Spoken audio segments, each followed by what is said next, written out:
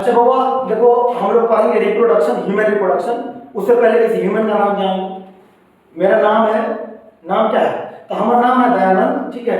और अपना MBBS DMCH Darbhanga से चल रहा है ना। देखो हमनी के नाम है दयानंद, ठीक है।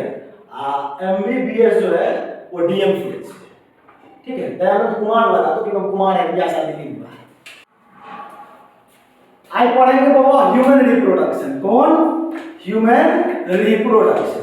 अच्छा देखो, ह्यूमन और रिप्रोडक्शन, ठीक है। कुत्ता मिला का नहीं पढ़ना है, ह्यूमन का पढ़ना है। तो देखो ह्यूमन रिप्रोडक्शन, सबसे पहले हम लोग समझेंगे कि रिप्रोडक्शन क्या है ना। अच्छा देखो, रिप्रोडक्शन तुमको ऐसा नहीं लग रहा है कि दो वर्ड से मिलकर बना है? री प्लस प्रोडक्शन। री माने दोबारा, फिर से है ना। प्रोडक्शन माने उत्पादन होते रहना, है ना। अच्छा तुम बताओ, मतलब दोबारा फिर से उत्पादन हो रहा है, फिर से उत्पादन हो रहा है, फिर से उत्पादन हो रहा है, मतलब तुमको लग रहा है बकवास कर रहा है आदमी। अब समझाते हैं। देखो जैसे हमारे दादाजी थे, है ना, वो उत्पादन किए तो हमारे बाबूजी आए, वो उत्पादन किए तो हम आए, हम उत्पादन करेंगे तो हमारे दिया पुता, यही ना बात है। तो इसलिए हम बोले रिप्रोडक्शन, है ना। तो अच्छा एक बात बताओ, ये बायोलॉजी में ना पढ़ते हैं, केमिस्ट्री में पढ़ते हैं, बायोलॉजी में। तो it is a biological process, it is a biological process, clear, in which, जिसमें एन ऑर्गेनिज्म, एक जीव, गिव यंग वंस या ऑफस्प्रिंग, एक ही बात हुआ, और उसको लोग संतान बोलते हैं। जो संतान देता है मतलब पैदा करता है, जन्म देता है, सिमिलर टू इटसेल्फ, अपने ही जैसा, है ना। अब कुत्ता बिलाई तो इंसान का बच्चा तो कुत्ता बिलाई नहीं जन्माएगा, वो तो अपने ही जैसा नहीं जन्माएगा। मतलब इंसान का बच्चा इंसान, कुत्ता का बच्चा कुत्ता, तो इसलिए सिमिलर टू इटसेल्फ, है ना। डेफिनेशन समझ में आ गया? यह एक बायोलॉजिकल प्रोसेस है जिसमें an organism give young ones similar to itself, clear. अब देखो, अब रिप्रोडक्शन जो बोल रहे हैं, कुत्ता का बच्चा कुत्ता, इंसान का बच्चा इंसान, सब कैसे हो रहा है?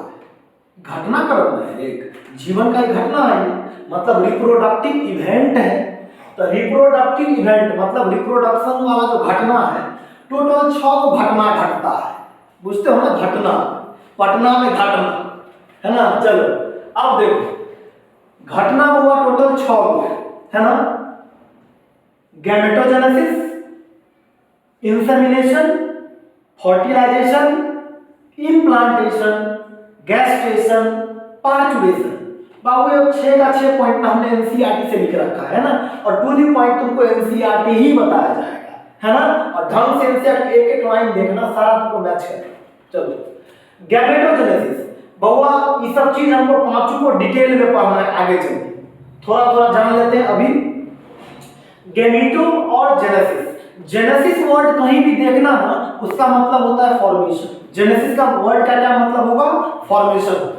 तो गैमेटोजेनेसिस मतलब गैमीट का बनना, गैमेटो माने गैमीट, जेनेसिस माने बनना, तो गैमीट का बनना मतलब process of formation of gamete, gamete के बनने के प्रोसेस को क्या बोलेंगे? गैमेटोजेनेसिस। अब देखो, अब यार गैमीट तो मेल का भी होगा और फीमेल का भी होगा, तो इसीलिए मेल गैमीट और फीमेल गैमीट दोनों का बनना क्या कह रहा है? गैमेटोजेनेसिस। तो ध्यान रखना, इंसान के अंदर जो मेल गैमीट है ना, उसका नाम है स्पर्म, और फीमेल गैमीट का नाम है ओवम। मेल गैमीट का नाम है स्पर्म, फीमेल गैमीट का नाम ओवम, क्लियर। अब देखो, अच्छा एक बात बताओ, जैसे ही स्पर्म और ओवम बन गया, स्पर्म तो जनरली प्यूबर्टी स्टेज में बच्चा मेल के अंदर बनता है, और ओवम फीमेल के अंदर बनता है ना। तो अब देखो, जैसे ही स्पर्म बन गया मेल में, अब वो क्या करेगा? तुम दिमाग लगाओ, तो अपना स्पर्म फीमेल के रिप्रोडक्टिव ट्रैक्ट के अंदर डालेगा, ठीक है का। तो दूसरा स्टेप हो गया इंसेमिनेशन। ध्यान से सुनो, एक सीक्वेंस में ये ध्यान रखना ही नहीं, तो पहले बोलता ना गैमेटोजेनेसिस, अब बोलता ना गैस्ट्रेशन, अब इंसेमिनेशन, गड़बड़ हो जाएगा, है ना। तो पहले स्पर्म बना, उसके बाद ये स्पर्म फीमेल रिप्रोडक्टिव ट्रैक्ट के अंदर गया, तो बहुआ इंसेमिनेशन। इन माने अंदर, और सीमेन माने चुप रहो, वाला मत करो, इंसेमिनेशन, इन माने अंदर, सेमिनेशन माने सीमेन, मतलब याद रख सकते हो यार तुम, सीमेन का अंदर ट्रांसफर फीमेल रिप्रोडक्टिव ट्रैक्ट के अंदर जाना। हम अब देखिए इंसेमिनेशन तो समझ ही गए कि भाई वो इन माने अंदर, सीमेन माने, सेमिनेशन माने सीमेन, सीमेन का अंदर जाना। तो ऑब्वियसली सीमेन में मेन जो स्पर्म है उससे मिलता है ओवम से, तो transfer of sperm into female reproductive tract. अब बताओ ये स्पर्म यानी कि सीमेन के अंदर जो स्पर्म है, ये स्पर्म तो चला गया फीमेल के अंदर, अब ये स्पर्म में चला क्या करेगा, ओवम से मिलेगा, है ना। इसी मिलन को, मिलने के बाद खूब उसके जैसे ही स्पर्म ओवम में घुस जाएगा उसको फर्टिलाइजेशन बोलेंगे, दोनों मिल जाएगा।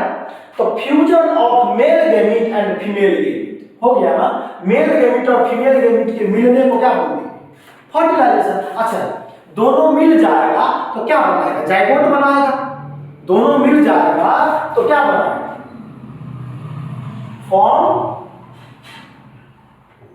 जाइगोट, जाइगोट बनाएगा ना। अब समझ लो, देखो ये जाइगोट तो बेचारा दो सेल का हुआ, एक स्पर्म एक ओवम मिल गया।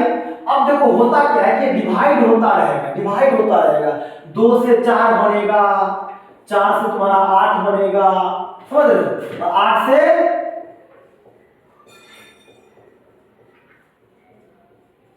मतलब 8 से 16, 16 से 32, 32 से 64 है कि नहीं। तो जैसे मान लो 8 से 16 सेल हुआ ना, 8 से 16 सेल हो गया तो मान लो इसको मोरुला बोल देते हैं, क्या बोल देते हैं, आगे हम लोग पढ़ेंगे डिटेल में, थोड़ा समझ लो। मतलब जैसे इसके अंदर 8 से 16 सेल होगा उसको मोरुला बोलेंगे, फिर जैसे होगा 32 से 64 के आसपास उसको ब्लास्टुला बोल देंगे। तो जैसे ही लगभग 64 को ऐसा हो जाएगा ना, तो बेचारा बहुते हो जाएगा, तो बहुते हो जाएगा तो अपना किनारा लगने लगता है, नहीं जैसे ब्याह शादी में बहुते लोग आ जाते हैं, तो जब सोने का बेड़िया आता है तो बेचारा तो कोना लग जाता है, उसी तरीके से बहुते इसमें सेल हो गया मान लो, है ना। तो देखो ये होगा क्या, ऐसा हो जाएगा, ये बेचारा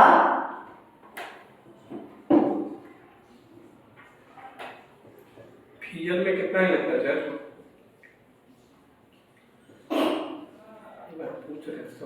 ये बेचारा जो है मतलब साइड साइड में लग जाएगा, ठीक है। तो देखो ये जो लग गया ना किनारा, एक जगह से एकजुट हो गया, ये सिस्ट की तरफ फॉर्म हो जाता है, तो इसको हम लोग बोलते हैं ब्लास्टोसिस्ट। क्या बोलते हैं, ब्लास्टोसिस्ट, मतलब ब्लास्टुला के अंदर सिस्ट के जैसा जो दिख रहा है ना उसको ब्लास्टोसिस्ट बोलते हैं, है ना। अब देखो होता क्या है कि भाई 64 सेल तक बन गया, 64 इस तरह से, और ब्लास्टुला में ब्लास्टोसिस्ट बन गया। अभी ब्लास्टोसिस्ट होगा क्या कि फीमेल का जो यूट्रस है ना उसमें ये चिपक जाएगा, क्योंकि यूट्रस माने वही गर्भ वाला जिसमें बच्चा पलता है ना।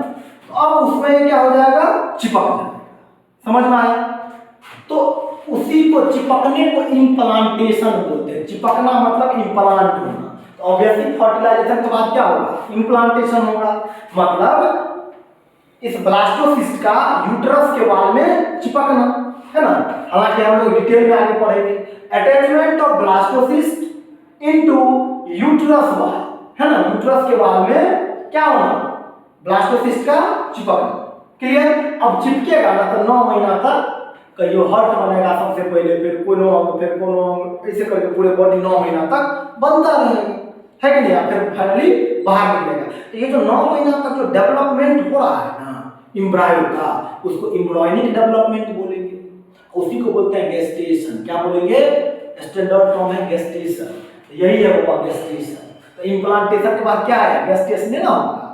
तो एम्ब्रॉयनिक डेवलपमेंट को ही क्या बोलेंगे, गेस्टेशन। इसका मतलब तुम दिमाग लगाओ, 9 महीना तक बउआ जनरली हम लोग बोलते हैं ना पेट में रहता है, तो वही हो गया गेस्टेशन पीरियड कितना महीना का, 9 महीना का। अच्छा 9 महीना हो गया तो फाइनली बाहर निकले, तो बाहर निकले को पार्चुरेशन, डिलीवरी बोलते हो ना गांव भर में भाषा, डिलीवरी हो गया बउआ के, तो वो उसको पार्चुरेशन बोलते हैं, मतलब यूट्रस से बउआ का बाहर निकल जाना।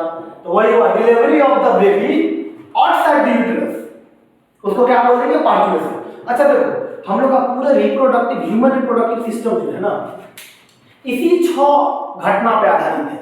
ये 6 घटना पढ़ लेंगे, हमारा चैप्टर खत्म ह्यूमन रिप्रोडक्शन। तो ये 6 टॉपिक को ना डिटेल में हम लोग पढ़ेंगे। सबसे पहले तो हम लोग इसके बाद पढ़ लेंगे मेल रिप्रोडक्टिव सिस्टम और फीमेल रिप्रोडक्टिव सिस्टम, उसके बाद गैमेटोजेनेसिस डिटेल में, फिर इंसेमिनेशन डिटेल में, फिर फर्टिलाइजेशन डिटेल में, फिर गेस्टेशन मतलब implantation, gestation, partnership detail chapter समाप्त। हाँ, अब देखो एक छोटा सा 2 पॉइंट है कि तुमको पता कर मतलब जानना। पहला मैंने sperm formation continue even in old man, सारा एनसीईआरटी का लाइन लिखा हुआ है। एनसीईआरटी का फर्स्ट पेज खोलोगे तुमको मिल जाएगा, है ना। फर्स्ट पेज खोलना, NCERT to the point, NCERT खोल के पढ़ाई। चलो, एनसीईआरटी में लिखा हुआ है sperm formation continue even in old man, मतलब बुढ़ाऊ सब में भी स्पर्म बनेगा, मतलब कि बुढ़ापे तक स्पर्म बनता है ना। लेकिन ओवम फॉर्मेशन, ओवम तो फीमेल में बनता है, भी होता है फीमेल गेमीट है ओवम, है ना। सीजे जो मैंने रुक जाना, तो ओवम का फॉर्मेशन रुक जाएगा अराउंड द एज ऑफ 50 साल फीमेल में, मतलब फीमेल में जो है 50 साल के आसपास तक जाते हैं तो ओवम बनना बंद हो जाएगा, नहीं बनेगा, लेकिन बुढ़ावा सब में बनते ही रहेगा, ठीक है। अच्छा, एक एग्जांपल गांव में इसका देखते हो, गांव में क्या हर जगह दिखता है तो बुढ़वा सब का शादी हो जाता है, बुढ़िया सब का नहीं होता का है, मतलब बुढ़वा सब में स्पर्म बन रहा होगा, सिर्फ बियाह करने का एक मकसद, मेन मकसद क्या होता है, जनरेशन आगे बढ़ाना। रिप्रोडक्शन का मेन मकसद क्या है, अपने जनरेशन को कंटिन्यू रखना आगे, यही है ना। तो इसीलिए बुढ़वा सब में स्पर्म बनता है तो उसका बियाह हो जाता है, तब ना जनरेशन बढ़ जाता है। बुढ़िया सब में मान लो कि नहीं बनता है तो उसका जनरेशन भाई आगे बढ़ेगा तभी ना बियाह होगा। ओवम में नहीं है तो ओवम रहेगा तब ना स्पर्म से मिलेगा, तो ओवम है ही नहीं है तो स्पर्म से मिलेगा ही नहीं तो ब्याह ही नहीं होता है कि नहीं। ये ध्यान रखना, स्पर्म बनता है बुढ़वा तक, मतलब बुढ़ापे तक बनेगा मेल में, लेकिन ओवम जो है फीमेल में 50 साल के आसपास जाते जाते खत्म हो जाता है, ठीक है। चलो अब देखो, इसको तो लाइक और शेयर करिए, तो सब्सक्राइब, साथ फिजिक्सों का तुमको पढ़ाया जाएगा, केमिस्ट्री होगा उसको भी करना, अपलोड हो जाएगा लेक्चर, उसको भी देखना बढ़िया से, ठीक है। और शेयर सब्सक्राइब तो कर ही देना। Thank you.